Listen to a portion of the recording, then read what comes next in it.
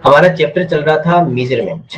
हमारा चैप्टर चल रहा था मेजरमेंट, जिसे हिंदी में कहते हैं सर मापन। जिसे हिंदी में क्या कहते हैं? मापन कहते हैं। चलिए फिर स्टार्ट करते हैं मापन के। हम कल क्वेश्चंस आपको होमवर्क में दिए गए थे, पहले उन क्वेश्चंस को सोल्व कर लेते हैं। आपको कल होमवर्क में 4 क्वेश्चंस आपको दिए गए थे, ये आपको होमवर्क में सोल्व करना है। जिसके अंदर क्वेश्चन नंबर फर्स्ट था 14 सितंबर इज ट्यूसडे, देन 15 नवंबर 14 सितंबर को मंगलवार है, तो 15 नवंबर को क्या होगा? इसके लिए आपको कल एक ट्रिक बताई थी कि देखो ट्रिक क्या थी कि आप अगर किसी भी डेट में, है ना, किसी भी दिनांक में या किसी भी दिन में अगर 7 प्लस कर देते हो तो उसके बाद में जो नेक्स्ट डेट आएगा ना उसमें सेम डे रहेगा वो। जैसे अगर मैं यहाँ पर जो आपके पास में लिखा हुआ था, एक बार रिवाइज करवा लो इसको। जैसे ये लिखा हुआ कि 1 फरवरी, है ना, 1 फरवरी को सर ट्यूसडे, है ना, 1 फरवरी को ट्यूसडे, तो 8 फरवरी को क्या रहेगा? कितना प्लस किया था सर? 7। तो 7 प्लस करने पर वापिस से क्या आएगा सर? ट्यूसडे आएगा। तो अगर कभी भी आप किसी भी नंबर में, अगर आप कभी भी किसी भी नंबर में अगर आप मान लीजिए आप प्लस कर देते हो, अगर आप कभी भी किसी भी नंबर में अगर आप प्लस कर देते हो तो इस बात का ध्यान रखना, अगर आप प्लस कर देते हो तो उसमें ध्यान रखना कि आप अगर 7 प्लस कर रहे हो तो सेम वही डे आएगा वापस से जो आपका पहले था। अब 7 या 7 के मल्टीपल्स को भी कर सकते हो, जैसे 14, 21, 28, सेम वही डे रहेगा। चलिए यहाँ पर सोल्व करते हैं। सबसे पहले सुनना, यहाँ आपके पास में क्या लिखा हुआ है कि सर 14 सितंबर 14 सितंबर 14 सितंबर। आप कमेंट बॉक्स में आंसर भेज सकते हो अगर भेजना चाहो तो। अगर आपका आंसर निकल गया, सोल्व हो गया है तो आप भेज सकते हो। देखिए 14 सितंबर को हम देखते हैं। 14 सितंबर या 14 सितंबर को क्या है सर हमारे पास में?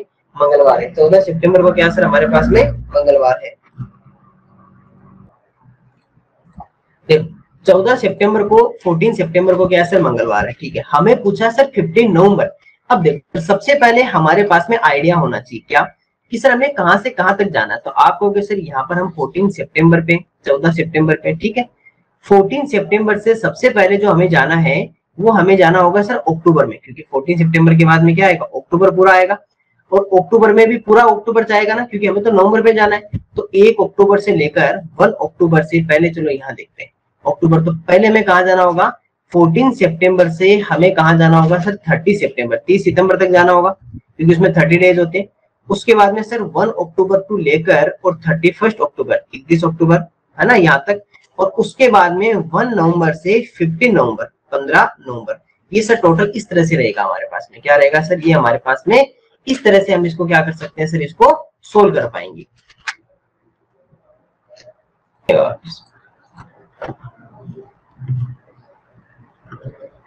देखिए सर, अब सबसे पहले हम क्या करते हैं? 14 सितंबर, 14 सितंबर को हमारे पास में क्या है सर? ट्यूसडे या मंगलवार है। ओके, अब हमें सर 14 सितंबर से कहां जाना है सर? 30 सितंबर, 30 सितंबर तक। मैंने क्या सिखाया था आपको कि 14 में अगर आप 7 प्लस करोगे तो सेम डे रहेगा ना, सेम डे रहेगा। तो 14 में अगर आप 7 प्लस करते हो तो आपके पास में कितना आ जाएगा? 21। कितना आ जाएगा सर हमारे पास में? 21। और 21 को भी क्या रहेगा सर? ट्यूसडे रहेगा। 21 में 7 प्लस किया तो कितना आ गया सर हमारे पास में? 28। और 28 को भी क्या रहेगा? ट्यूसडे रहेगा, क्योंकि हर बार 7 प्लस करने पर सेम डे रहेगा। इसके बाद में 29 क्या हो जाएगा? वेंसडे। और 30 को क्या हो जाएगा सर हमारे पास में? थर्सडे। 30 को क्या हो जाएगा? थर्सडे या गुरुवार। तो इसका मतलब 30 सितंबर को क्या था? थर्सडे था। अब 30 को अगर थर्सडे, तो 1 तो नेक्स्ट डे आता है ना उसका, तो नेक्स्ट डे क्या हो जाएगा? फ्राइडे हो जाएगा। अब देखो यहाँ पर हमें 1 अक्टूबर से 30 अक्टूबर, 31 अक्टूबर तक जाना है। कहां तक जाना है? 31 अक्टूबर। तो एक बात बताइए, मैं 1 में 7 प्लस करूं, फिर से 7 प्लस करूं, फिर से 7 प्लस करूं और फिर से 7 प्लस करूं, कर सकता हूं ना? तो कितना प्लस कर दिया मैंने? 28 कर दिया ना, क्योंकि 7 का मल्टीपल, मैं 7 प्लस करोगे फिर से वही फ्राइडे आएगा, फिर से फ्राइडे, फिर से फ्राइडे और फिर से फ्राइडे। तो 1 में कितना प्लस कर दिया आपने? 28। 7 7 7 7 28। तो मतलब कितना हो गया सर? 29 अक्टूबर हो गया। और 29 अक्टूबर को भी क्या रहेगा? फ्राइडे रहेगा, क्योंकि हर बार 7 अगर प्लस करते हो, 7 डे प्लस करते हो तो सेम वही आपका डे रहेगा। तो इसका मतलब 7 7 7 7। मैं 28 क्यों प्लस कर पाया? क्योंकि यहाँ पर लिखा हुआ था 31 अक्टूबर, तो अभी 28 तक तो जा ही सकता हूँ। अब 29 को क्या रहेगा फिर सर? 1 में आपने 28 प्लस कर दिया। कितना प्लस कर दिया आपने? 28 प्लस कर दिया, तो 29 आ गया। 29 अक्टूबर को फ्राइडे। 30 को क्या रहेगा? सैटरडे। और 31st को क्या रहेगा सर संडे। इस तरह लास्ट में आपके पास में 1 काउंट करने धीरे धीरे ना, एक एक। अब अगर एक बात बताइए, अगर 31 अक्टूबर को अगर संडे है तो नेक्स्ट डे 1 नवंबर को क्या होगा मंडे, नेक्स्ट डे 1 नवंबर को क्या होगा मंडे। अब एक बात बताइए कि 1 नवंबर और 15 नवंबर के बीच में कितना डिफरेंस कितना है, 14 का तो डिफरेंस है। तो बात बताइए अगर मैं 1 में 7 प्लस करूं और फिर से 7 प्लस करूं तो 2 टाइम 7 प्लस कर दिया, 14 प्लस कर दिया ना, टोटल मिलाकर देखें तो 14 प्लस कर दिया।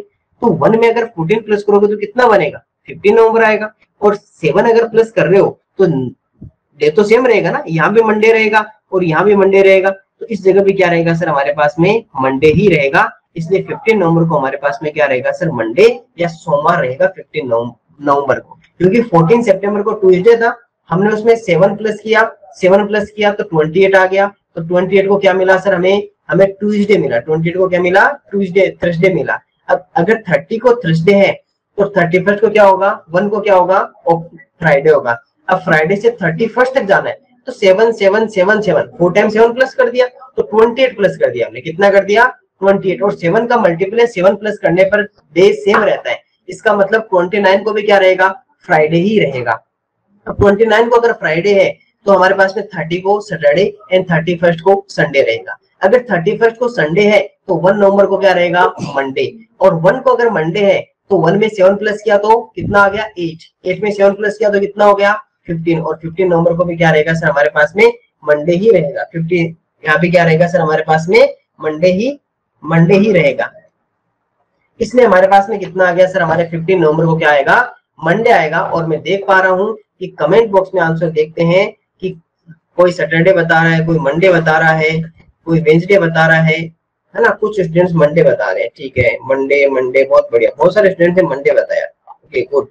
चलिए सर कुछ स्टूडेंट्स का गलत है वो ध्यान रखिएगा क्यों हुआ। नेक्स्ट क्वेश्चन की ओर बढ़ते हैं और नेक्स्ट क्वेश्चन में आपको और अच्छा फील आएगा, ध्यान रखना ना, अब आपको और अच्छा फील आएगा। जैसे देखिए क्वेश्चन नंबर 2 यहाँ पे सोल्व करते हैं। देखो क्वेश्चन नंबर अगर आप 2 की तरफ नजर डालोगे तो आप क्या कहोगे कि सर यहाँ पर सबसे पहले आपको 8 मार्च लिखा हुआ, कितना 8 मार्च या 8 मार्च को कितना दिया बताया हुआ सर हमें बता रखा है संडे रविवार, और हमें जो फाइंड आउट करवाया है वो करवाया सर 31 जुलाई का। मतलब गैप तो बहुत ज्यादा है ना, बहुत बड़ा गैप है, क्योंकि कितने मंथ्स का गैप करवा दिया इसके अंदर हम देख पा रहे हैं। तो अब हमें पहले वो गैप्स तो फाइंड आउट करना ही पड़ेगा ना। तो पहले हमारे पास में एक इमेज बनानी पड़ेगी माइंड में। कैसी इमेज कि सर हमें कहां से कहां तक जाना है। देखो सिंपल सी बात है, अगर मैं आप मान लो यहाँ खड़े हो, ठीक है यहाँ खड़े हो, और यहाँ मान लीजिए कोई आपके पास में कोई किला है या आप फोर्ट मान लीजिए, आपको यहाँ तक जाना है। मैंने आपको सीधा कह दिया यहाँ तक जाना, आपको नहीं पता कैसे जाना है। लेकिन अगर आपको आपको एक मैप दे दिया मैंने, आपको इस मैप से होकर जाना है, तो आप बहुत आसानी से पहुंच जाओगे ना।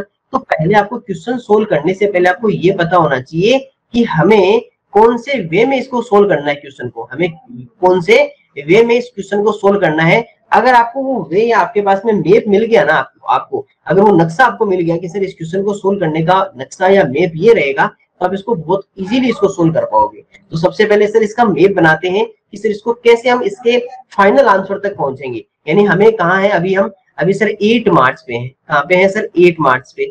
पहले मार्च कंप्लीट करना पड़ेगा ना पूरा, और मार्च में कितने डेज होते हैं सर 31, 31, तो 31 मार्च हो गया। मार्च के बाद में अप्रैल, तो 1 अप्रैल आ जाएगा। 1 अप्रैल से कहां तक जाना होगा सर 30 अप्रैल तक जाना होगा।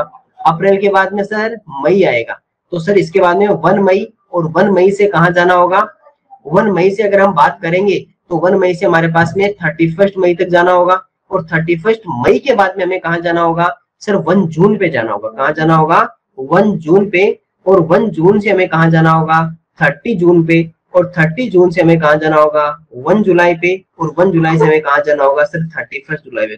देखो इतनी कंप्लीट हमें जर्नी कंप्लीट करनी पड़ेगी, इतनी बड़ी हमें जर्नी कंप्लीट करनी है। वैसे आप सब इंटेलिजेंट हो, कर लोगे। एक बात बताएं 8 और 31 में चलो प्लस करते हैं। पहले 7 प्लस किया, ठीक है, तो 8 और 7 हमारे पास कितना हो गया 15। ठीक है, अभी 31 तक नहीं पहुंचे ना, क्योंकि 15 है, और 15 के बाद में वापस से 7 प्लस किया, तो 15 और 7 कितना हो गया 22 हो गया। कितना हो गया हमारे पास में 22 हो गया। 22 में 7 प्लस किया तो कितना हो गया 29 हो गया। ठीक है, तो अब इसके आसपास पहुंच के 29 है ना, एकदम इसके नजदीक ही पहुंच गया ना, क्योंकि अब 29 में 7 प्लस करेंगे तो 31 को क्रॉस कर जाएगा वो। अगर आप 29 में 7 प्लस करोगे तो 31 को क्रॉस कर जाएगा, तो हमें प्लस नहीं करना। अब एक बात बताइए, आपने इसमें कितना प्लस कर दिया, 21 प्लस कर दिया, तो मतलब यहाँ आपके पास में कितना निकल कर आ गया, 29 मार्च। यहाँ कितना था, संडे था ना यहाँ पे, तो यहाँ भी 29 को भी क्या रहेगा सर, संडे। इसके बाद में 30 को क्या रहेगा, मंडे, और 31 मार्च को क्या रहेगा सर, ट्यूसडे। 31 मार्च को क्या रहेगा, ट्यूसडे रहेगा। अगर 31 को ट्यूसडे है तो 1 अप्रैल को क्या होगा सर हमारे पास में, वेंसडे। 1 अप्रैल को क्या होगा, वेंसडे या बुधवार। अब देखिए सर, आप 1 पे स्टार्ट हो और आपको कहां जाना है, 30 पे जाना है, तो पहले 7 प्लस किया, कितना हुआ, 8। 8 में 7 फिर से प्लस किया तो 8 और 7 15। 15 में फिर से 7 प्लस किया तो 22। 22 में 7 प्लस तो 29। मतलब आप कहां तक पहुंच गए सर, 29 अप्रैल तक पहुंच गए। कहां तक पहुंच गए, 29 अप्रैल तक। मैं इसको थोड़ा और नीचे कर देता हूँ ना। हम कहां तक पहुंच गए सर, हम पहुंच गए सर 29 अप्रैल तक पहुंच गए। ठीक है, हम कहां तक पहुंच गए, 29 अप्रैल तक पहुंच गए। तो ये नीचे सर 29 अप्रैल तक आ गया। अगर यहाँ पर वेंसडे या बुधवार था तो यहाँ पे क्या रहेगा सर, वेंसडे ही रहेगा, क्योंकि जब 7 प्लस कर रहे हो 7 की मल्टीपल्स तो वही रहना है। इसके बाद में 30 को क्या रहेगा सर हमारे पास में, थर्सडे या गुरुवार रहेगा। तो ये देखो, अगर आपने अप्रैल का फाइंड आउट कर लिया थर्सडे, तो इसके बाद में ये बताइए कि 1 मई को क्या रहेगा। अगर आपको ये पूछा जाए कि सर 1 मई को क्या रहेगा, तो आप कहोगे सर यहाँ पर अगर 30 को थर्सडे या गुरुवार है तो यहाँ पे क्या आ जाएगा सर, फ्राइडे आ जाएगा। यहाँ पर क्या आ जाएगा, फ्राइडे। देखो ऐसे क्वेश्चन है ना, पहले बता देता हूँ, इतने बड़े क्वेश्चन एग्जाम में नहीं आते। पहला पॉइंट तो ये सुनना, ठीक है। तो आप कहोगे सर फिर हमसे क्यों करवा रहे हो, रीजन बताओ। अगर आप इतने बड़े बड़े क्वेश्चंस कर लोगे ना, इतने एक बड़ी दूरी के टोटल आपको अगर पता चल जाएगा कि हाँ सर इस तरह से सोल्व करते हैं, तो आप वहां एग्जाम में तो छोटी आएंगे ना, जैसे आपको कहेगा 8 मार्च का इतना है तो 15 मार्च का कितना, तो वहां जल्दी सोल्व कर पाओगे। लेकिन आपके माइंड को अच्छे से समझने के लिए, और अच्छे से उसको सोल्व करने के लिए आपको थोड़ी टिपिकल क्वेश्चंस के साथ में सोल्व करना होगा, ताकि माइंड आपका बार बार एक ही चीज को करेगा तो थोड़ा और अच्छा फील कर पाएगा माइंड, है ना। तो हमारे पास में फ्राइडे आ गया। अब फ्राइडे से देखो सर 1 से हमें कितना जाना है, 31। तो बड़ी दूरी चलनी है ना, एक बहुत बड़ी जर्नी कंप्लीट करनी है। तो 1 पे आप अगर इतना हो तो इसमें 7 प्लस करो, कितना आ गया, 8। 8 में 7 प्लस किया 15। 15 में 7 प्लस किया 22। 22 में 7 प्लस किया 29। ठीक है सर, कंप्लीट हो गया। तो 29 को भी क्या रहेगा, फ्राइडे रहेगा। 29 को फ्राइडे, 30 को क्या रहेगा, सैटरडे, और 31 को क्या रहेगा सर हमारे पास में, संडे रहेगा। अब एक बात बताइए, अगर 31 को संडे होगा तो 1 जून को क्या होगा। अगर 31 को, अगर हमने ये बात करूं कि 31 को अगर हम हमारे पास में संडे है, तो 31 को अगर हमारे पास में संडे है, अगर आपसे ये कहा जाए कि सर 31 को संडे है, तो एक बात बताइए, अगर आपका 31 को संडे है तो यहाँ पर क्या रहेगा, 1 जून को क्या रहेगा। तो आपको सर 1 जून को जो रहने वाला है वो हमारे पास में मंडे रहने वाला है, क्योंकि संडे के बाद में कौन आता है, मंडे तो आता है ना। तो 31 को आपने क्या बताया, 31 को बताया सर संडे, तो हमारे पास में 1 जून को क्या रहना है, मंडे रहना है। अब 1 से देखो कहाँ जाना है, वापिस से 30 पे। तो 1 में 7 प्लस किया, फिर से 7 प्लस किया, फिर से 7 प्लस किया, और फिर से 7 प्लस किया, तो कितना हो गया, 29 हो गया, क्योंकि 28 हो गया ना टोटल। तो 29 को भी क्या रहना है, मंडे, और 30 को क्या रहना है, ट्यूसडे रहना है। अगर आपका 30 को ट्यूसडे है, 30 को ट्यूसडे, तो 30 इसके नेक्स्ट डे कौन है, 1 जुलाई। 1 जुलाई को क्या रहेगा सर, वेंसडे। 1 जुलाई को क्या रहेगा, वेंसडे रहेगा। अब 1 से हमें कहाँ जाना है, 31 पे, तो फिर से वही 7 प्लस 14, ये कितना आ गया, 21 और 28। ये देखो टोटल हमारे पास कितना हो गया, हमारे पास में टोटल कितना आ गया सर, 29। और 29 जुलाई को क्या रहेगा सर, वेंसडे रहेगा।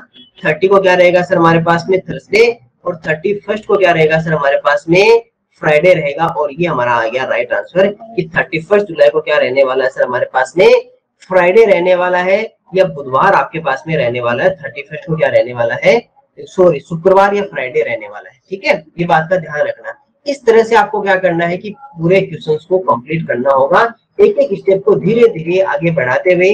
अगर आप सोचो कि जल्दबाजी में ये जल्दी क्वेश्चंस नहीं होने वाले, ये टाइम टेकिंग क्वेश्चंस ही है, इनके ऊपर आपको माइंड को पूरा एक जगह रखना पड़ेगा। पहला पॉइंट तो अगर आप थोड़ा बहुत इधर उधर कर दोगे तो 1 से 1 कम अगर प्लस कर दिया, या 1 से 1 अगर ज्यादा प्लस कर दिया, तो भी आपका गड़बड़ हो सकता है, आंसर आपका गलत आ सकता है। इसलिए पूरे माइंड को एक जगह फोकस्ड करके, है ना, एक जगह पूरे माइंड को फोकस्ड करके, और इसको फिर आराम से इसको सोल्व करना है, एक एक पॉइंट को धीरे धीरे सोल्व करते हुए, तभी ये क्वेश्चन सोल्व हो पाएंगे।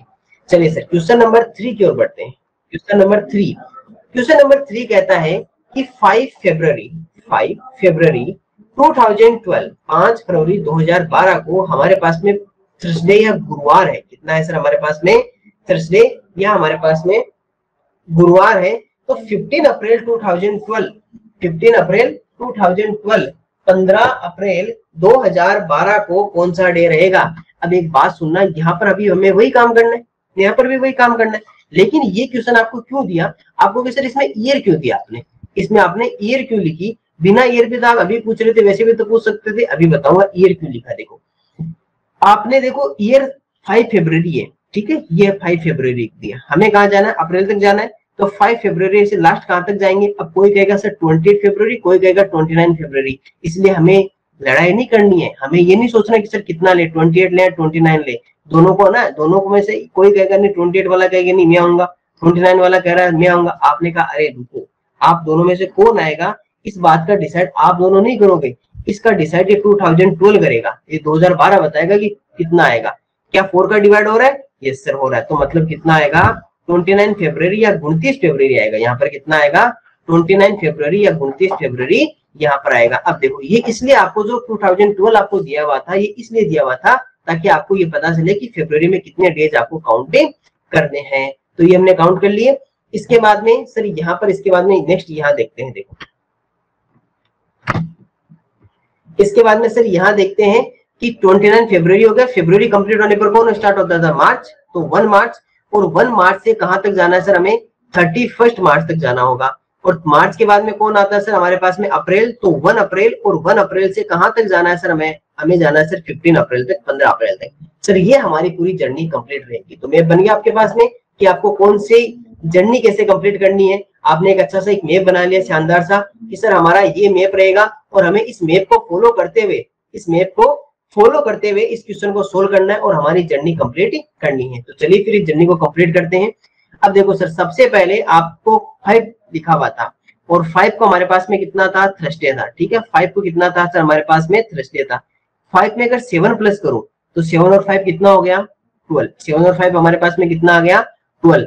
12 में फिर से 7 प्लस किया तो कितना आ गया? 12 और 7 19। 19 में फिर से 7 प्लस किया तो हमारे पास में कितना आ गया सर? हमारे पास में 26। अब देख लो 26 में अगर 7 प्लस करोगे तो 29 को क्रॉस कर जाओगे। क्यों? 26 और 9 के बीच में केवल 3 का डिफरेंस है, तो 7 तो प्लस हो नहीं सकता। तो सर इसमें यहीं तक ही प्लस करते हैं। तो 21 प्लस किया तो आपने कितना बना दिया सर? 26। 26 को भी क्या रहेगा सर? हमारा थर्सडे रहेगा। 27 को क्या रहेगा सर? फ्राइडे। और 28 को क्या रहेगा सर? हमारे पास में सैटरडे। और 29 को हमारे पास में क्या रहेगा सर? हमारे पास में संडे। तो 29 को क्या आ गया सर? हमारे पास में शनिवार या संडे आ गया। इसके बाद में देखिए सर, अगर यहाँ पर संडे तो यहाँ पर क्या रहेगा सर? हमारे पास में मंडे रहेगा। यहाँ क्या रहेगा? मंडे। चलिए इसके बाद में हमें 31 तक जाना है। तो 1 में 7 प्लस किया तो 8, 8 में 7 प्लस किया 15, 15 में 7 प्लस किया 22, 22 में 7 प्लस किया 29। तो 29 को भी क्या रहना है सर? मंडे। 30 को क्या रहना है सर? हमारे पास में ट्यूसडे। और 31 को क्या रहना है सर? हमारे पास में वेडनेसडे रहना है। अगर 31 को वेडनेसडे तो 1 को क्या होगा सर? हमारे पास में 1 को होगा सर हमारे पास में थर्सडे। माइंड को पूरा एक जगह रखना है, चेंज नहीं करना है। फिर सर 15 तक जाना है। तो 1 में 7 प्लस किया 8, 8 में 7 प्लस किया तो 15। देखो पूरा पूरा आ गया। यहाँ पर कितना आ गया? 15। और 15 को भी क्या रहेगा सर? हमारे पास में थर्सडे या गुरुवार ही रहेगा। तो सर ये हमारा पूरा कंप्लीट हो पाएगी। ये जर्नी इस तरह से कंप्लीट हुई। तो हमारे पास में कितना आ गया? थर्सडे आया 15। 15 अप्रैल को जो हमारा आंसर रहा, 15 अप्रैल को वो कौन सा रहा सर? हमारे पास में थर्सडे या गुरुवार क्या रहेगा सर? इसका राइट आंसर रहेगा। सभी क्वेश्चन एक दूसरे से रिलेटेड है। क्वेश्चन नंबर 4 को भी देख लीजिए। सेम डिटो क्वेश्चन है, वो सेम वही आपके पास में फिर से लिखा हुआ है। कोई बड़ा इसमें इश्यू दिया हुआ नहीं है। देखो सर सोल्व करते हैं। क्या लिखा हुआ? सबसे पहले जर्नी बनाते हैं कि हमें किस तरह से जर्नी को कंप्लीट करनी है। 28 दिसंबर को आपको कहा। अब देखो 2003 है ना, तो कहां तक जाना पड़ेगा? 31 दिसंबर तक, है ना, 31 दिसंबर तक। उसके बाद में 1 जनवरी आ जाएगा। 1 जनवरी से कितना होगा सर? 31 जनवरी हो जाएगा। और जनवरी जैसे कंप्लीट होगा तो 1 फरवरी। अब फरवरी में कितने डेज लें ये डिपेंड करेगा, क्योंकि 2004 में आ गया ना, आपने इधर 2003 से 2003 से जैसे जनवरी आया तो 2004 में आ गया। तो हमने देखा कि सर 2004 है वो 2004 तो क्या करता है? 4 का डिवाइड हो रहा है ना 2004 में। तो ये तो लीप ईयर है, ये तो अधिवर्षीय लीप ईयर है। और लीप ईयर में फरवरी कितनी होती है? 29 डेज की। क्योंकि यहाँ से जैसे आपने इसको क्रॉस किया ना, आप 2004 में आ गए, क्योंकि 1 जनवरी तो 2004 में आएगी ना। तो ये क्या हो जाएगा सर 29 फरवरी होगी यहाँ पर। अब ये 29 फरवरी के बाद में 1 मार्च, और 1 मार्च से कितना कहां तक जाना सर, हमें 15 मार्च तक जाना है। ठीक है, चलिए सर यहाँ से स्टार्ट करते हैं। सबसे पहले 28 दिसंबर को क्या था सर, हमारे पास में सैटरडे था 28। अब इसमें 7 प्लस करने की जरूरत ही नहीं है। और 29 की अगर हम बात करें तो 28 को तो क्या हो गया हमारे पास में सैटरडे, और 29 को अगर पूछे तो कितना हो गया संडे, 30 को पूछे तो कितना हो गया मंडे, और 31 को हमारे पास में क्या आ गया सर ट्यूसडे। 31 को क्या आ गया ट्यूसडे। अब ट्यूसडे के बाद में 1 जनवरी को कितना होगा सर वेंसडे होगा। 1 के बाद में आपको पता है कि 7 क्योंकि 28 प्लस करना पड़ेगा ना, तो 1 में 28 प्लस करते तो कितना आ गया हमारे पास में 29 को भी क्या रहेगा वेंसडे, 30 को क्या रहेगा थर्सडे, और 31 को क्या रहेगा सर हमारे पास में फ्राइडे रहेगा। 31 को तो इधर क्या आ जाएगा सर हमारे पास में सैटरडे आ जाएगा, इधर क्या आ जाएगा सैटरडे, क्योंकि वेंसडे से वेंसडे तक, फिर थर्सडे, और उसके बाद फ्राइडे, फ्राइडे के बाद में आ गया हमारे सैटरडे आ गया। अब देखो सर इधर 1 से 7 प्लस किया 15, 8 प्लस 15 प्लस कितना आ गया 21, और प्लस कितना आ गया 7 प्लस किया 8 और प्लस 7 तो 15 और 7 22 और 7 कितना हो गया 29। ये देख लो पूरा पूरा आ गया ना यहाँ पर, तो 29। तो अगर ये जो 1 को सैटरडे तो 29 को भी क्या रहेगा सैटरडे, क्योंकि आपने 7 प्लस किया है। अगर 29 को आपके पास में सैटरडे है तो 1 मार्च को कितना रहेगा, 1 मार्च को अगर आपसे पूछे तो कितना रहेगा सर हमारे पास में संडे रहेगा। ठीक है, अब 1 के बाद में 7 प्लस किया 8 में 7 प्लस किया तो 15, देखो पूरा पूरा आपके पास में 15 रह गया। इस दिन में क्या रहेगा सर हमारे पास में संडे ही रहेगा। तो ये हमारे पास में इस तरह से राइट आंसर कितना आ गया सर हमारा संडे क्या रहेगा सर, इसका राइट आंसर रहेगा, या वो भी क्या रहेगा उस दिन में आपके पास में बुधवार या रविवार या संडे आपके पास में आंसर रहेगा।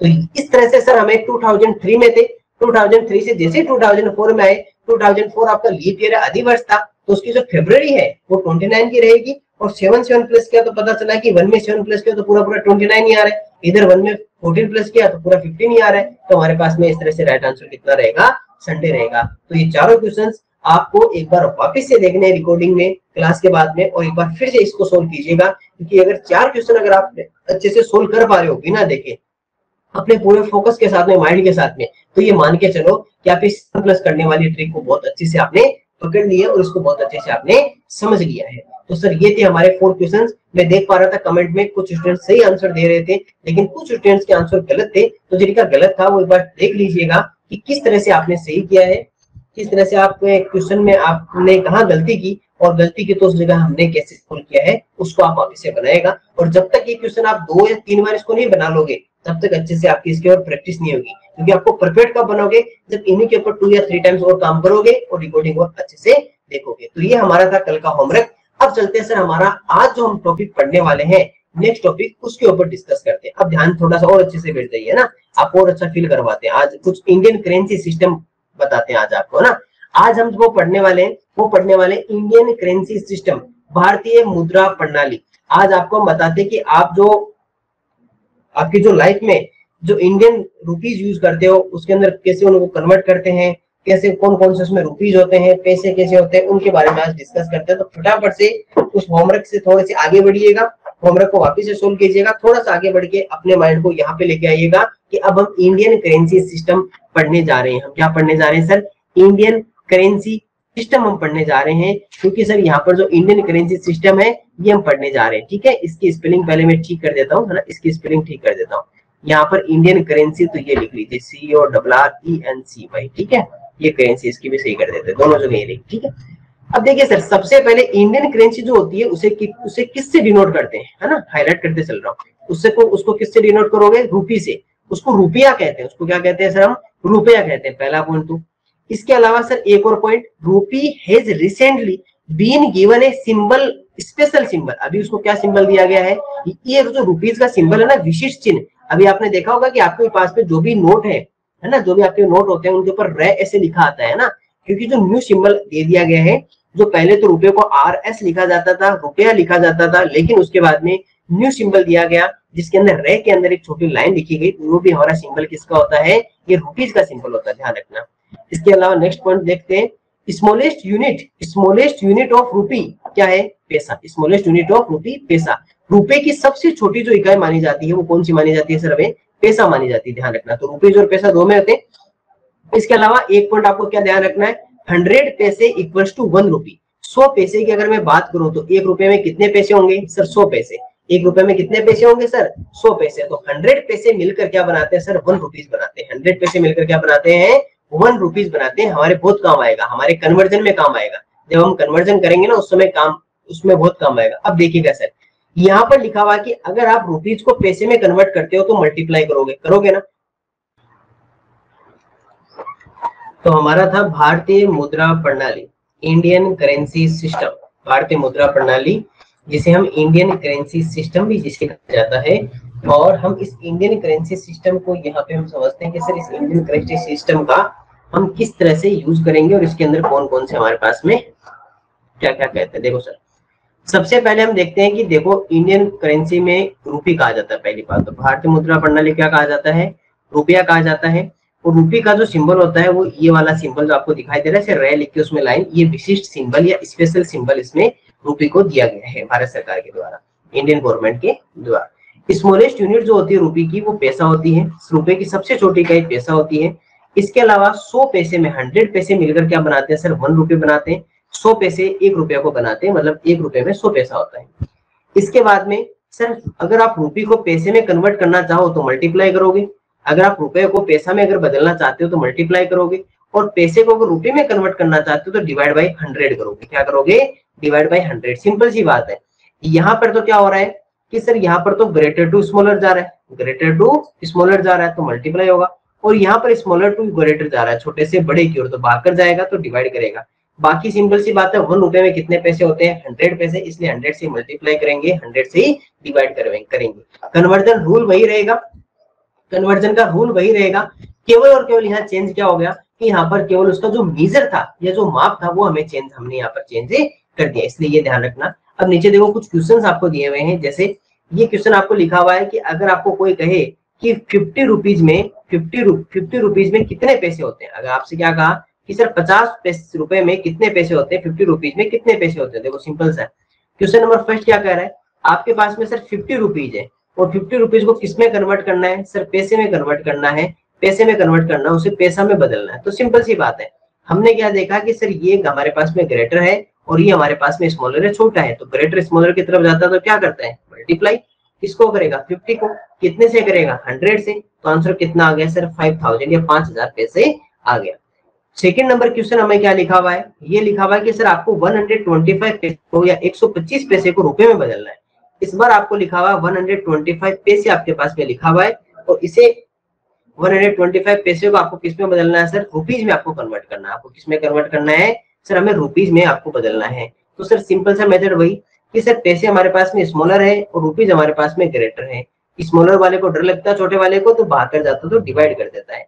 किसको करेगा 125 को कितने से करेगा 100 से। अब आपको मैंने पहले भी सिखाया था, अगर मान लीजिए डिवाइड में केवल जीरो वाले 100, 10, 1000 इस तरह से हो तो पॉइंट कहाँ जाएगा लेफ्ट साइड में, क्योंकि एल से क्या बनता है डिवाइड बनता है। अब 125 में पॉइंट कहीं दिखाई दे रहा नहीं, तो कहाँ मानोगे लास्ट में कितने जीरो है 2 जीरो है, तो 2 डिजिट इधर आ जाएगा, पॉइंट उठ के कहाँ आ जाएगा सर इस जगह पे पॉइंट आ जाएगा। और आंसर कितना आ गया 1.25, कितना आ गया 1.25 रुपीज इसका आंसर आएगा। बाकी आप इसको सीधा भी कर सकते हो। अगर मान लीजिए मैं 125 पैसे लिख रहा हूँ ना, अब सुनना रुपीज जो होता है ना रुपीज वो डेसिमल के बाद में 2 डिजिट लेता है, ऐसे होता है। इधर तो रुपीज होता है और इधर हमारे पास में पैसे होता है। पैसे हमेशा पॉइंट के बाद में 2 डिजिट होता है। रुपीज कितने भी हो सकते हैं, रुपीज आप चाहो जितने बना सकते हो, लेकिन पैसे हमेशा पॉइंट के बाद में 2 डिजिट बनेंगे। ध्यान रखना पैसे हमेशा कहाँ जाएंगे पॉइंट के बाद में 2 डिजिट बनेंगे। अब आपके पास 125 पैसे था, इसे रुपीज में कन्वर्ट करना है ना, तो इधर से 2 डिजिट छोड़कर पॉइंट लगा दो, 2 डिजिट छोड़कर क्या लगा दो पॉइंट लगा दो, आपका ये पैसे में कन्वर्ट हो जाएगा। सर एक और कोई एग्जांपल और दिखाओ ताकि आपको और अच्छा फील आए। देखो अगर मान लीजिए आपको मैं क्वेश्चन मैंने ये लिख दिया, एक मान लीजिए क्वेश्चन आपके पास में आपको लिखा हुआ है 2358 और ये आपके पास में सर पैसे 2358 पैसे हैं और इन पैसे को हमें किस में कन्वर्ट करना है सर हमें रुपीज में कन्वर्ट करना है। हमें किस में कन्वर्ट करना है रुपीज में हमें कन्वर्ट करना है, रुपीज में कन्वर्ट करना है। तो देखो सिंपल सा भी मैंने क्या सिखाया कि जो रुपीज होता है वो पॉइंट के बाद में 2 डिजिट लेता है पैसे, तो इधर से काउंट कर लो 2 डिजिट और यहाँ पे पॉइंट लगा दो। ये लो सर हमें 23.58 रुपीज होंगे। कितने होंगे? 23.58। या फिर आप ऐसे कर सकते हो कि आपको इसमें डिवाइड करना 100 का, तो देख लो नीचे कितने जीरो आएंगे सर? 2 जीरो है, तो इधर से पॉइंट कहीं तो लास्ट में लगा दो 1 2 और यहाँ पे पॉइंट आ जाए, तो 23.58 रुपीज क्या रहेगा सर? इसका राइट आंसर रहेगा। तो यहाँ से सीखने वाली क्या बात थी कि इंडियन करेंसी को क्या कहते हैं? रुपी या रुपया कहते हैं। रुपी जिसका साइन सिंबल होता है रे जैसा, पैसे इसकी स्मॉलेस्ट यूनिट सबसे छोटी इकाई पैसा होती है। 1 रुपी इक्वल्स टू 100 पैसे, 1 रुपया बराबर 100 पैसे होते हैं। और कन्वर्जन करते समय रुपीज को पैसे में कन्वर्ट करोगे तो मल्टीप्लाई 100 करेंगे, और पैसे को रुपये में कन्वर्ट करेंगे तो डिवाइड बाई 100 करेंगे। केवल ये 5 ही पॉइंट हमें यहाँ से अच्छे से सीखने थे और ये हमने यहाँ से कंप्लीट कर लिए। चलिए अब मैं आपको ये बता देता हूँ कि आपके जो अभी मार्केट में जो हमने देखे आसपास में, वहां पर आपके जो नोट्स हैं वो किस टाइप के दिखाई देते हैं। तो 100 रुपी का जो नोट है वो हमें ऐसा दिखाई देता है, आपने ऐसा देखा होगा। 2000 रुपी का जो नोट है, 2000 रुपए का जो नोट है वो हमें ऐसा दिखाई देता है पिंक कलर का। 500 रुपी का जो नोट है 500 रुपए का, वो हमें इस तरह का दिखाई देता है, ठीक है। इसके अलावा हमारे पास में 200 रुपी 200 रुपए का जो नोट है वो इस तरह का दिखाई देता है आपको, ऑरेंज कलर का। 100 रुपए का जो नोट है 100 रुपए का, वो ब्लू कलर का दिखाई देता है, ठीक है। इसके अलावा हम और बात करें तो यहाँ पर आ जाता है 50 रुपी 50 रुपए का नोट, ये इस तरह का दिखाई देता है। और 20 रुपी का जो नोट है वो हमें इस तरह का दिखाई देता है, आपको ध्यान रखना है। और इस तरह का जो 10 रुपए का जो नोट होता है वो हमें इस तरह का दिखाई देता है। तो केवल ये आपके समझने के लिए था कि अगर आपको मान लो कि कोई नोट दिखाई दे तो आप उसको देखकर समझ सको कि सर ये 10 रुपी है, ये 20 है, ये 50 है, ये 100 है, ये 200 है, ये 500 और ये 2000 रुपी का नोट है। तो ये हमारी थी सर इंडियन करेंसी सिस्टम। ध्यान रखना, इंडियन करेंसी सिस्टम में हमें 2 बातें ध्यान रखनी है। 1 रुपी इक्वल्स टू 100 पैसे, और कन्वर्जन करने में मल्टीप्लाई और डिवाइड करते जाएंगे, मल्टीप्लाई और डिवाइड करते जाएंगे। चलिए इसका नेक्स्ट जो है वो हमारे पास में क्या टॉपिक है, यहाँ पर है सर यूनिट कन्वर्जन। यहाँ पर क्या लिखा है सर हमारे पास में? Unit conversion. ये हमने बहुत अच्छे से देख लिया है, हमने यहाँ पे वही लिखा हुआ जो हमने अभी तक सीखा है। क्या लिखा हुआ है कि स्मॉलेस्ट यूनिट को, अगर आप छोटी इकाई है और उसको लार्ज यूनिट ग्रेटेस्ट यूनिट में बड़ी इकाई की तरफ ले जाना हो तो क्या करोगे? डिवाइड करोगे। बहुत बार पढ़ा है कि सर इसको डर लग जाता है और भाग कर जाता है बड़े वाले के पास में। अगर ग्रेटर यूनिट है और उसको स्मॉलर यूनिट की तरफ ले जाना है तो क्या करोगे सर? मल्टीप्लाई करोगे, है ना। ये भी हमने पढ़ा था, क्योंकि बड़े वाले को डर नहीं लगता ना, बस ये यहाँ पर लिखा हुआ है। इसके अलावा थर्मोमेट्रिक मेजरमेंट, ये याद रखना, ये फॉर्मूला बता रहा हूँ थर्मामीटर की समझ में। मान लीजिए सेल्सियस और फारेनहाइट, आपका जो टेम्परेचर होता है आपने बहुत बार सुना होगा, 30 degree Celsius, 40 degree Celsius, 15 degree Celsius, है ना। आपका जो टेम्परेचर होता है उसके अंदर 2 आपको मेजर ध्यान रखनी है। एक तो याद रखनी है सेल्सियस, और ये एक याद रखनी है फारेनहाइट। एक तो कौन सा? सेल्सियस, जिसे डिग्री सी से फाइंड आउट करते हैं, और फारेनहाइट को डिग्री एफ से फाइंड आउट करते हैं। तो इन दोनों को ध्यान रखना है, और इसका एक फॉर्मूला होता है। ये दोनों फॉर्मूला आपको ऐसे के ऐसे जैसा डिटो लिखा हुआ है ना, सेम ऐसा कैसा याद रखना है। अगर मान लीजिए आपको सेल्सियस बनाना है फारेनहाइट को, तो किससे करना है? 5F।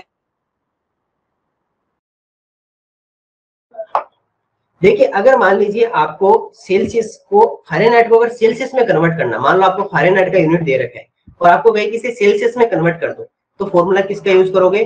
5F - 32/9। और अगर आपको मान लो फारेनहाइट में कन्वर्ट करना है सेल्सियस को, तो 9C + 180/5। ये हमारे पास में दोनों याद रखने हैं, ध्यान रखना, ये दोनों आपको क्या रखना है सर हमारे पास में यहाँ से याद रखना है, ठीक है। जैसे मान लीजिए आपको एक 2 क्वेश्चन करके यहाँ से दिखा देते हैं ना, आपको थोड़ा और अच्छा फील आएगा। आपको मान लीजिए क्वेश्चन दिया हुआ है, क्वेश्चन ये गिवन है कि आपको दिया हुआ है कि 120 फारेनहाइट, 120 डिग्री फारेनहाइट है, इसको आपको सेल्सियस में कन्वर्ट करना है। किसमें? सेल्सियस में। तो सेल्सियस का फॉर्मूला क्या था? 5F - 32 अपॉन कितना था? 9। 5F - 32 अपॉन में कितना है? 9। तो चलिए F क्या है? फारेनहाइट। तो यहाँ पर 5 फारेनहाइट का वैल्यू कितना है? 120 माइनस कितना सर हमारे पास में? 32 अपॉन कितना आ जाएगा? 9 आ जाएगा। 120 में से अगर 32 माइनस करते हो तो 20 तो वो चले गए, उसके बाद में कितने और रहेंगे पीछे हमारे पास में? 12। तो 12 और माइनस होंगे तो पीछे कितने आ जाएंगे? 88। तो 5 × 88 अपॉन कितना आ जाएगा? 9 आ जाएगा, ठीक है। अब इसको क्या करेंगे? मल्टीप्लाई कर लो, मल्टीप्लाई हो रहा है। 88 को 5 से मल्टीप्लाई करेंगे तो 5 8 जा 40, 5 8 जा 40, तो 44 आ जाएगा अपॉन 9। या तो इतना कर लीजिए, या फिर इसको मिक्स फ्रैक्शन में भी आप कन्वर्ट कर सकते हो। अगर आप यहाँ पॉइंट में कर लीजिए ना, 440 में 9 का डिवाइड करो, कितना आएगा? 9 4 जा 36, माइनस किया तो सर कितना आ गया? माइनस किया तो 8, माइनस किया तो हमारे पास में कितना आ गया? 8 और 80। और 9 8 से कितना होता है 72, माइनस करोगे तो कितना आ जाएगा 8 आ जाएगा, माइनस करोगे तो, है ना, माइनस करोगे तो 8 आ जाएगा। और फिर यहाँ पर पॉइंट लगाया 8, उसके बाद में 8 8 रहेगा ये ना, तो कितना आ गया 48.88 डिग्री सेल्सियस क्या रहेगा सर, इसका राइट आंसर रहेगा। सिंपल सा था कि फारेनहाइट आपको गिवन था और आपको कन्वर्ट किस में करवाया, फारेनहाइट आपको देकर आपको कहा कि इसको सेल्सियस में कन्वर्ट कर दीजिए। तो सिंपल सा था, सेल्सियस का फॉर्मूला यूज किया, 5f-32/9 आपको याद हो जाएगा। रोज रोज अगर मैंने आपको बताया हुआ याद रहे तो 5 डेज तक 3 टाइम्स रिवाइज कीजिएगा, आपको याद हो जाएगा। अगर मान लीजिए यहाँ पर ये लिखा होता, ये तो फारेनहाइट था, अब आपको दूसरा सेल्सियस को फारेनहाइट में कन्वर्ट करवाए, तब क्या करेंगे। देखो क्वेश्चन मान लीजिए ये लिखा हुआ है आपके पास में कि 50 डिग्री सेल्सियस है और उसे फारेनहाइट में कन्वर्ट कर दीजिए, किसमें कन्वर्ट कर दीजिए,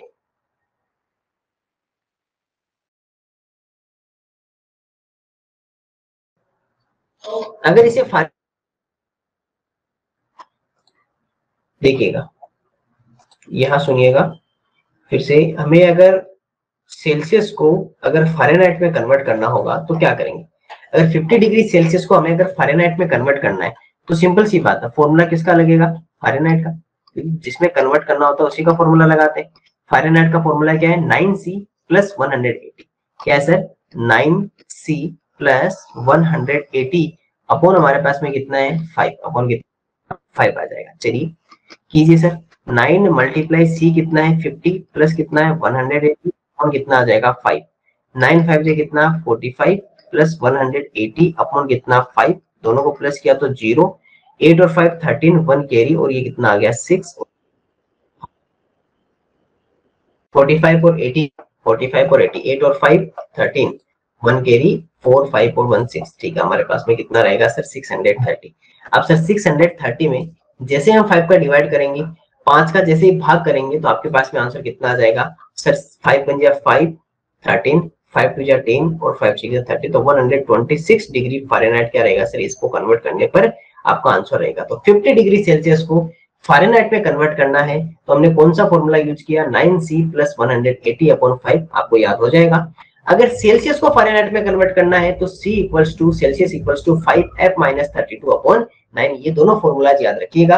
ये दोनों फॉर्मूला याद रखोगे तो आप सेल्सियस को फारेनहाइट में कन्वर्ट कर सकते हो एंड फारेनहाइट को सेल्सियस में कन्वर्ट कर सकते हो, है ना। सेल्सियस में फारेनहाइट को देखो, पहला वाला ये क्या कहता है, मैं आपको यहाँ पे दोनों इसके आगे, आप अगर अपनी नोटबुक में लिखना चाहो तो एरो आप बना के लिख सकते हो, इसके आगे ये लिख सकते हो कि सर इसको किसको किसमें कन्वर्ट करने। ये वाला सर आप फारेनहाइट को जब सेल्सियस में कन्वर्ट करते हो, फारेनहाइट टू सेल्सियस, और ये वाला हमारे पास में सेल्सियस टू फारेनहाइट, क्योंकि हमें फाइंड, ये आप लिख सकते हो उसके आगे, है ना। अगर आपकी बुक में लिखना चाहो तो ऐसे लिख लीजिएगा ताकि आपको ध्यान रहे कि फारेनहाइट टू सेल्सियस और सेल्सियस टू फारेनहाइट कन्वर्ट करते समय इस तरह से करेंगे। दोनों फॉर्मूला याद रखिएगा, दोनों फॉर्मूला आपको याद रहेंगे, दोनों सूत्र, तो आप अच्छे से क्या कर सकते हैं सर, इनको फाइंड आउट कर सकते हैं। ओके, तो ये हमारा था थर्मोमीटर का, जो थर्मामीटर था, ये आपको जो थर्मामीटर होता है उसका मेजरमेंट, उसको Celsius to Fahrenheit, Fahrenheit to Celsius कैसे कन्वर्ट करते हैं। अब हमारा एक टॉपिक और शायद रहा होगा, ये है सर मूव या स्पीड। अगर आपको चाल को परिवर्तन करना हो तो ये आप और थोड़ा सा याद रखिएगा कि अगर मान लीजिए आपको स्पीड में कन्वर्ट करना हो तो आप किस तरह से कन्वर्ट करोगे। यहाँ लिखा हुआ मीटर पर सेकेंड, यहाँ क्या लिखा हुआ है मीटर पर सेकेंड, और उसको किस में कन्वर्ट कर रहे हैं, पर आवर में, और किलोमीटर पर आवर को किस में कन्वर्ट कर रहे हैं सर, मीटर पर सेकेंड में। मीटर प्रति सेकंड को आप किलोमीटर प्रति घंटा में बदल रहे हो, और किलोमीटर प्रति घंटा को किसमें बदल रहे हो सर, मीटर प्रति सेकंड में। इसकी एक ट्रिक बता देता हूँ आपको याद करने की, सिंपल सी सीधी बात है ना, सीधा आपको ट्रिक बता देता हूँ, आपको कोई यहाँ पे फिर कंफ्यूजन होने की जरूरी नहीं है। एक ट्रिक याद रखोगे तो आप इसको बहुत जल्दी कर पाओगे ना। अगर इसकी मैं ट्रिक बता देता हूँ, देखिए आपको यहाँ पर 2 कन्वर्जन करने, आपको यहाँ पर क्या करना है सर, यहाँ पर आपको 2 कन्वर्जन आपने सीखे हैं, आपके सामने 2 कन्वर्जन लिखे हुए। एक लिखा हुआ सर मीटर पर सेकंड है, जो किसमें जाता है सर, किलोमीटर पर आवर में जा रहा है, और एक आपके पास में जा रहा है सर किलोमीटर पर आवर, और किलोमीटर पर आवर से किसमें जाता है सर, मीटर पर सेकंड में। अब देखो सर, आपके पास में दो डेटा होंगे, एक तो 18/5 से मल्टीप्लाई करेंगे और एक 5/18 से मल्टीप्लाई करेंगे, बस इतना ही ध्यान रखना। यहाँ पर मान लीजिए जैसे यहाँ पर लिखा हुआ है, यहाँ पर मान लीजिए यहाँ आपके पास में लिखा हुआ है, यहाँ पर मान लीजिए लिखा हुआ है आपको 20 लिखा हुआ है, और यहाँ पर लिखा हुआ मान लीजिए 72, इन्हें कन्वर्ट करना है उधर, है ना। अब देखो कन्वर्ट हम किसको किस समय मल्टीप्लाई करेंगे, 18/5 कब मल्टीप्लाई करेंगे, 5/18 कब मल्टीप्लाई करेंगे, तो कंफ्यूजन नहीं होना, कंफ्यूजन नहीं होना उसके लिए देखो यहाँ पर क्या कर रहा है, मीटर पर सेकंड को किससे मल्टीप्लाई कर रहा है, 18/5 से, और किलोमीटर पर आवर को मीटर में ले जा रहा है तो 5/18 से। अब आप कैसे याद रखोगे, सुनो एक बात बताओ, मीटर ग्रेटर होता है या किलोमीटर बड़ा होता है, तो आपको कि सर ये तो हमारे पास में छोटा है और ये हमारे पास में क्या है सर, बड़ा है, ये हमें किस में जा रहे हैं, ग्रेटर में। आप किधर जा रहे हो सर, ग्रेटर की तरफ जा रहे हैं, किधर जा रहे हैं सर, हम बड़े की ओर जा रहे हैं, ग्रेटर की तरफ जा रहे हैं, तो हमेशा किससे मल्टीप्लाई करोगे, ग्रेटर से ही मल्टीप्लाई करोगे, क्योंकि 18/5 और 5/18 और 18/5, 18/5 और 5/18 दोनों में ग्रेटर कौन है, 18/5 ग्रेटर नंबर है। चेक करके देख लो, चेक करके देख लो, क्योंकि देखो सिंपल सी बात है, एक तो आप 18 में 5 का डिवाइड कर रहे हो, सोच के देखो, एक तो 18 में 5 का डिवाइड कर रहे हो तो कितना आएगा, अगर 5 का डिवाइड करोगे तो 5 3 15, लगभग 3 पॉइंट कुछ कुछ आएगा। और अगर 5/18 में डिवाइड करोगे, सुनना दोनों आपको मैं देखो यहाँ से लिख के दिखाता हूँ कि 18/5 और 5/18 में ग्रेटर कौन है। एक तो आप 18 में 5 का डिवाइड करते हो, ठीक है, एक तो आप 18 में 5 का डिवाइड करते हो, एक 5 में 18 का डिवाइड करते हो, बताओ सबसे पहले डिवाइड करोगे, हो पाएगा, नहीं हो पाएगा ना, तो 0 पॉइंट कुछ लिखना पड़ेगा, और यहाँ पर 5 3 जा 18, देखो बताओ कौन सा ग्रेटर हुआ, 3 पॉइंट कुछ और 0 पॉइंट कुछ, तो ये वाला ग्रेटर हो गया ना अपने आप ही 18/5। तो सर 18/5 ग्रेटर है तो ग्रेटर से मल्टीप्लाई करेंगे, ग्रेटर है तो ग्रेटर से मल्टीप्लाई करेंगे, और स्मॉलर है तो स्मॉलर से मल्टीप्लाई करेंगे, क्योंकि हम इधर क्या जा रहे हैं, ग्रेटर से स्मॉलर जा रहे हैं, तो छोटे से मल्टीप्लाई कर देंगे बस। अब यहाँ से अगर 20 से मल्टीप्लाई करेगा तो 5 इसमें डिवाइड कर देगा 4 टाइम, और आपके पास में कितना आ जाएगा 72। इधर अगर 72 से डिवाइड करोगे तो 18 4 जा 72 और 5 4 जा कितना हो गया, 20 हो गया। तो याद रखना, ग्रेटर की तरफ जा रहे हो, मीटर से किलोमीटर की, मीटर पर सेकंड से किलोमीटर पर आवर, तो किससे 18/5 से, किलोमीटर पर आवर से मीटर पर सेकंड, तो किससे मल्टीप्लाई करोगे, 5/18 स्मॉलर से करोगे। उसके बाद में यहाँ देखो क्या लिखा हुआ है, ये लिखा हुआ है किलोमीटर पर आवर को मीटर पर मिनट में कन्वर्ट किया, किलोमीटर प्रति घंटा को मीटर पर मिनट में, मीटर पर मिनट को किलोमीटर प्रति घंटा में कन्वर्ट किया, तो 50/3 और 3/50। सर फिर से सेम कहानी कर दी इसने क्या कर दी सर, फिर से सेम कहानी कर दी, यहाँ पर चेंज कर दिया थोड़ा सा, यहाँ पर क्या कर दिया, रिवर्स कर दिया। कैसे, यहाँ पर आपको ये कहा कि किलोमीटर पर आवर जो है वो अगर मीटर पर मिनट में जाता है एक तो, और इसके अलावा एक मीटर पर मिनट जो है आपके पास में वो किस में जाता है सर, किलोमीटर पर आवर में जाता है। यहाँ पर आपको थोड़ा सा चेंज ध्यान रखना है, 50/3 और 3/50, ठीक है, एक बार में याद नहीं होंगे, मत सोचना कि अभी के भी आपको ऐसे कैसे याद हो जाएंगे। मैंने क्या कहा, इन ये जो आपके पास में मेजरमेंट वाले हैं इनको 5 डेज तक 3 टाइम्स आप पढ़ोगे ना, तब जाकर ये आपको माइंड में फिट होंगे, इसलिए टेंशन मत लीजिए। यहाँ पर क्या कर रहे हो सर, हम ग्रेटर से स्मॉलर की तरफ जा रहे हैं, और इधर स्मॉलर से कहाँ जा रहे हैं सर, ग्रेटर की तरफ, यहाँ पर ऑपोजिट हो जाता है। यहाँ पर तो करेंगे 50/3 से मल्टीप्लाई, और यहाँ करेंगे सर 3/50, यहाँ पर ऑपोजिट कर देते हैं। जबकि इसमें तो क्या होता है, जो ग्रेटर होता है ग्रेटर के साथ में, स्मॉलर तो स्मॉलर के साथ में, यहाँ पर हम ऑपोजिट कर देंगे 50/3 वाला। अगर स्मॉलर की तरफ जा रहे हो तो ग्रेटर से मल्टीप्लाई करेंगे, और ग्रेटर की तरफ जा रहे हो तो स्मॉलर से मल्टीप्लाई करेंगे 3/50। तो इस तरह से ये जो है ना, इसमें इसको सिंपल सी बात है कि आप ना 2-3 बार लिखिएगा, अपने हाथ से लिखिएगा ना, ऐसे ये मल्टीप्लाई वाला मत लिखिएगा, केवल ये मीटर पर सेकंड कन्वर्ट करना किलोमीटर पर आवर, फिर खुद से एक बार अपने आप से सोचिएगा कि हाँ ग्रेटर की तरफ जा रहे हैं, 18/5 ग्रेटर है, मल्टीप्लाई कर दिया, 5/18 स्मॉलर है, स्मॉलर से कर दिया। यहाँ सर ने ऑपोजिट बताया था, खुद लिखिएगा ना, ऐसे आप ऐसे ब्लैंक लिख लीजिएगा, जैसे ऐसे लिख लीजिएगा, मीटर पर सेकंड लिख लिया, इधर आपने किलोमीटर पर आवर लिख लिया, इधर किलोमीटर पर आवर लिख लिया, इधर मीटर पर सेकंड लिख लिया, इधर किलोमीटर पर मिनट लिख लिया, इधर मीटर पर सेकंड, इस तरह से लिख लिया। और फिर आप यहाँ पर मल्टीप्लाई खुद एक बार माइंड में धीरे धीरे अपने आप सोच के लिखिएगा, फिर चेक कीजिएगा, या तो गलत होगा, जो गलत हो उसको याद रखिएगा। इस तरह से 3-5 दिन आप कीजिएगा, आपको आराम से सब याद हो जाएगा ये। तो सर ये हमारा था मेजरमेंट का लास्ट टॉपिक, जो हमने मेजर के बारे में सीखा। यहाँ पर थोड़ा सा हमने स्पीड से रिलेटेड सीखा था कि स्पीड को किस तरह से हम कन्वर्ट कर सकते हैं। तो इस तरह से हमने मेजरमेंट के सभी टॉपिक्स के ऊपर अच्छे से डिस्कस कंप्लीट कर लिया है, और मेजरमेंट हमारा जो चैप्टर था वो भी हमारा कंप्लीट हो चुका है। इसी के साथ में हमारा मेजरमेंट चैप्टर कंप्लीट होता है। मेजरमेंट के कुछ एग्जांपल्स हैं जिनके ऊपर हम हमारी नेक्स्ट क्लास में डिस्कस करेंगे, और अच्छे से इसको देखिएगा, रिकॉर्डिंग को एक बार वापस से देख लीजिएगा अच्छे से, ताकि आपको और बेहतर समझ में आए। जो 4 क्वेश्चन मैंने आपको बताए थे, उन चारों क्वेश्चंस को अच्छे से एक बार वापस से बना लीजिएगा, ताकि आपको और बेटर समझ में आ जाए वो चारों क्वेश्चंस, है ना। ताकि क्योंकि जितने ज्यादा सोल्व करोगे, जितनी बार देखोगे, उतने अच्छे आप क्वेश्चंस को बना पाओगे और उतने अच्छा कर पाओगे। मेजरमेंट का कंप्लीट रिवीजन वापस से कर लीजिएगा स्पीड से, ताकि आपको और अच्छे से समझ में आ सके। तो आपसे एग्जाम्पल के साथ में कंप्लीट करवा के, और फिर ये चैप्टर हमारा कंप्लीट हो जाएगा। फिर नेक्स्ट चैप्टर के ऊपर हम डिस्कस करेंगे।